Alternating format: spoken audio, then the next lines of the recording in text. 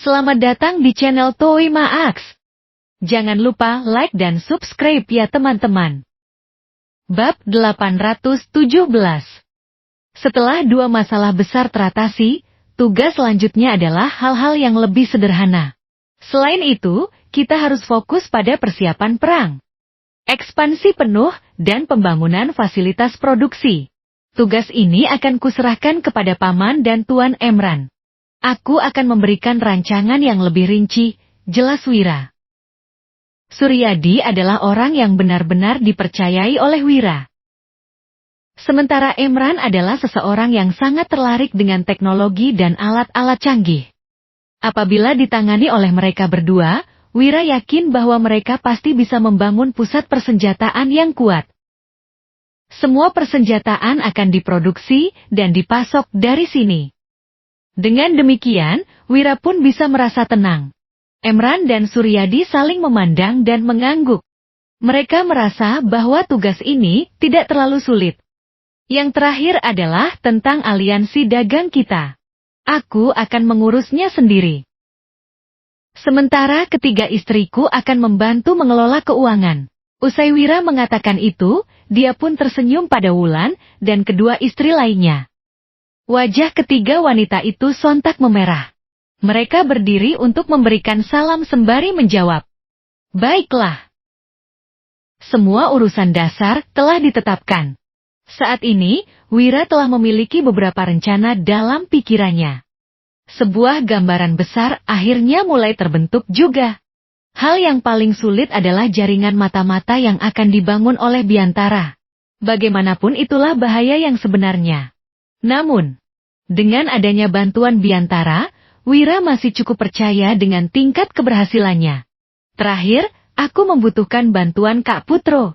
Meski aku adalah ketua asosiasi perdamaian, banyak hal yang masih membutuhkan bantuan Kak Putro. Ucap Wira seraya menatap Putro. Pria itu tentu memahami maksud Wira. Walaupun kelompok sastrawan ini tampak tidak berguna sekarang. Begitu ada rencana yang benar-benar akan dilakukan, mereka pasti akan mencapai hasil yang tak terduga. Meskipun merupakan kekuatan di dunia persilatan, mereka memiliki pengaruh yang cukup besar dalam urusan keputusan politik di istana. Ini sudah cukup. Aku mengerti, jawab Putro seraya mengangguk. Dia tahu apa yang harus dilakukan. Sebagai mantan ajudan Dirga, ini adalah hal yang mudah bagi Putro. Setelah semua masalah beres, Biantara pun menangkupkan tangannya sembari berkata, Kak Wira, karena sudah diputuskan, aku akan langsung mengurusnya sekarang. Biantara adalah seseorang yang bertindak cepat ketika ada urusan. Wira pun mengangguk, lalu memerintahkan lebih dari 10 pasukan zirah hitam untuk membantu Biantara. Pada saat yang sama, dia memberikan mereka lebih dari 10 miliar gabak untuk dialokasikan. Setelah Biantara pergi, Hasan dan Mandra, serta Dodi juga pergi dengan lebih dari 10 pasukan zirah hitam untuk menuju kota. Di Dusun Darmadi, mereka tidak bisa merekrut pasukan dan membeli kuda. Jadi akan lebih nyaman jika berada di kota. Wira meminta Hasan dan Mandra untuk melatih mereka sesuai dengan standar tinggi, seperti yang dimiliki oleh pasukan zirah hitam. Kualitas lebih penting daripada kuantitas. Selebihnya, Wira tentu memiliki rencana sendiri. Dia mengirimkan surat ke Ngarai Naga Biru. Hanya dalam waktu sehari, Mary, Jamal, dan Putu telah tiba di Dusun Darmadi.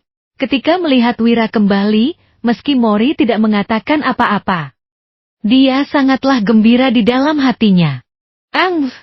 Aku pikir kamu gak akan bisa keluar lagi.